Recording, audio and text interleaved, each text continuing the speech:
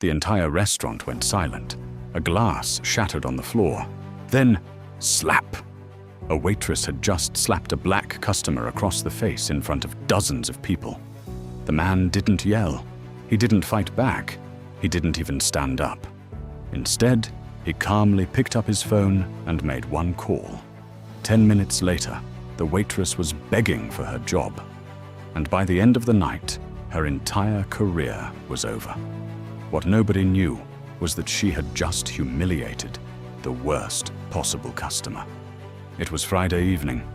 The restaurant was packed. Families laughed. Business meetings filled the booths. Servers rushed between tables carrying trays of food.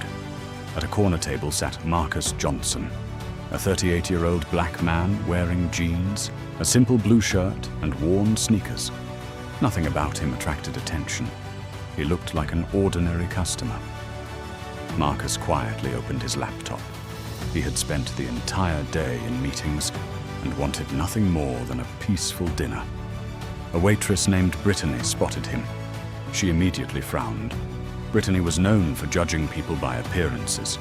If a customer looked wealthy, she smiled. If they didn't, her attitude changed instantly. The moment she saw Marcus, she made an assumption. He probably can't afford this place. She grabbed a menu and walked over. "What do you want?" she asked coldly. Not hello, not good evening, just what do you want? Marcus looked up. Good evening to you too. Brittany rolled her eyes. Yeah, whatever. Several nearby customers noticed her rude tone. Marcus remained calm. I'll have the steak and a sweet tea. Brittany smirked. The steak is expensive. Marcus blinked. Okay. She crossed her arms. Just making sure you understand. People at nearby tables began looking uncomfortable. Marcus smiled politely. I understand. She snatched the menu away and walked off. 20 minutes later, Brittany returned. She dropped the plate onto the table. The drink nearly spilled. Marcus looked at her. Excuse me, could I get some extra napkins? Brittany sighed dramatically. You people always need something. The words hung in the air.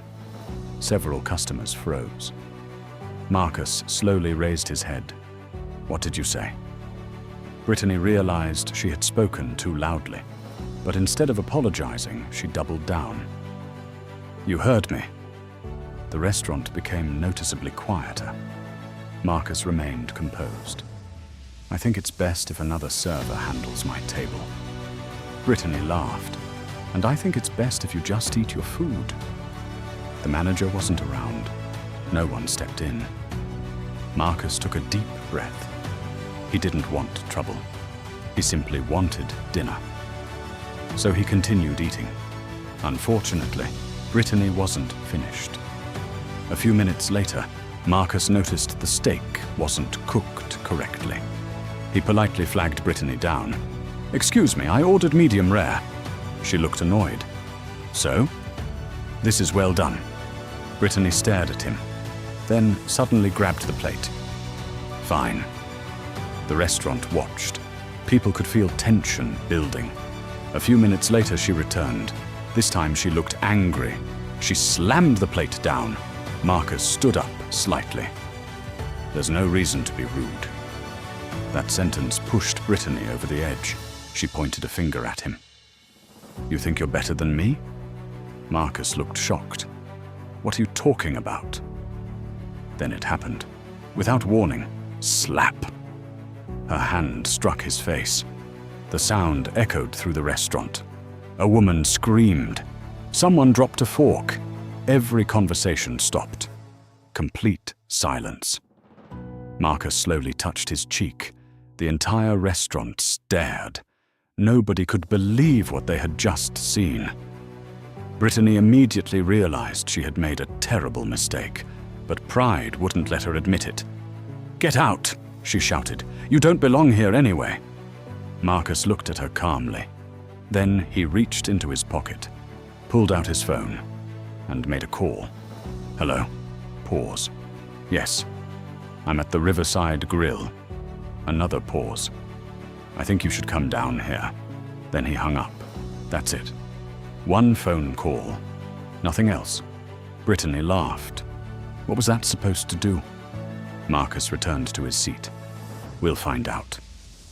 The restaurant manager finally arrived. His name was Kevin. What happened here? Several customers immediately started talking. "You need to check your cameras. Your waitress slapped him. It was completely unprovoked." Kevin's face turned pale.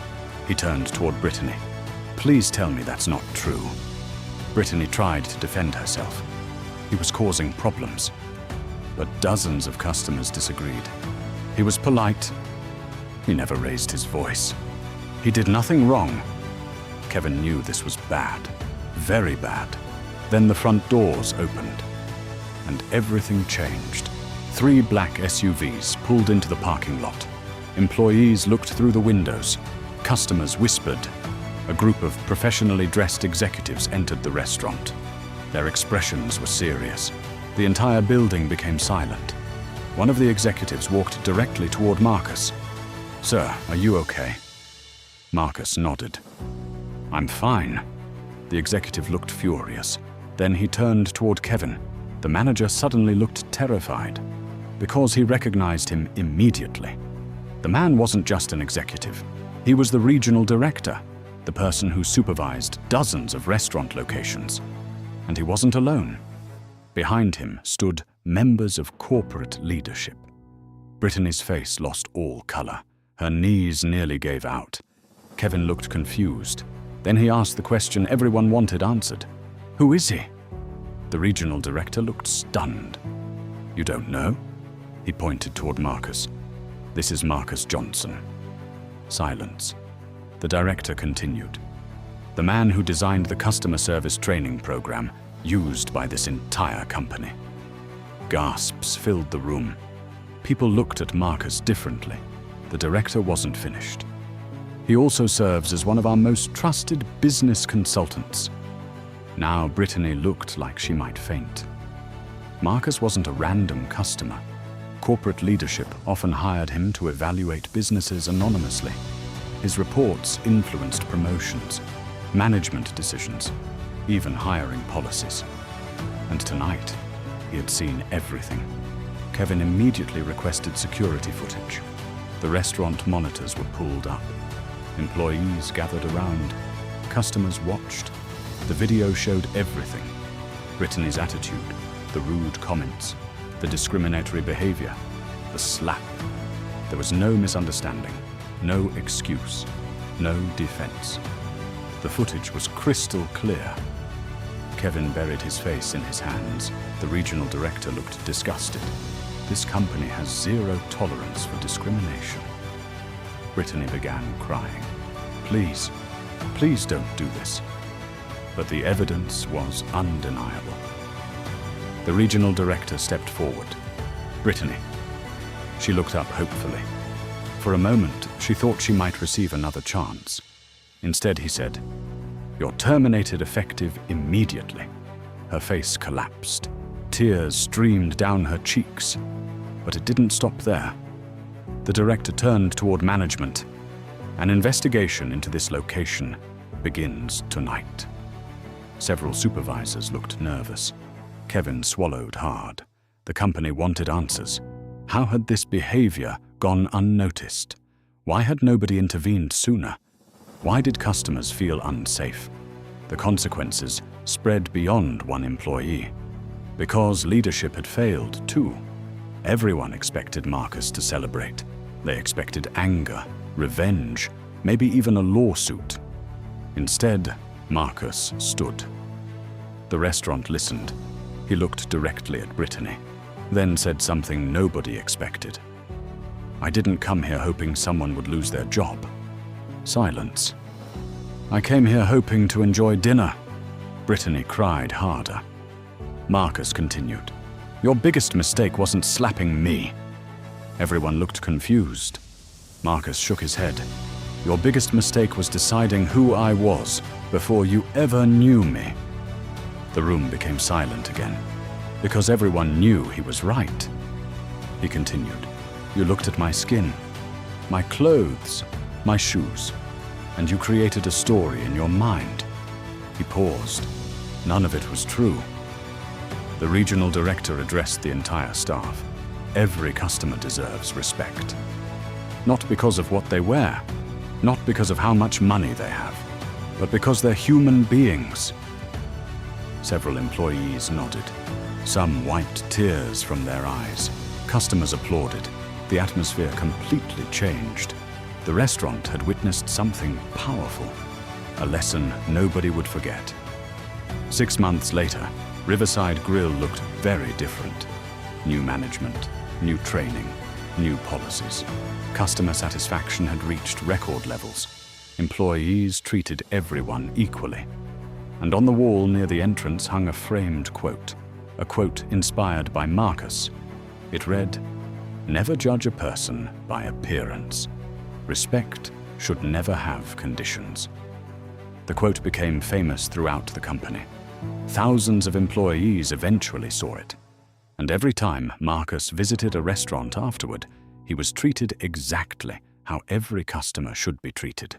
With dignity, with kindness, with respect. Because true character isn't revealed by how you treat important people. It's revealed by how you treat people you think aren't important.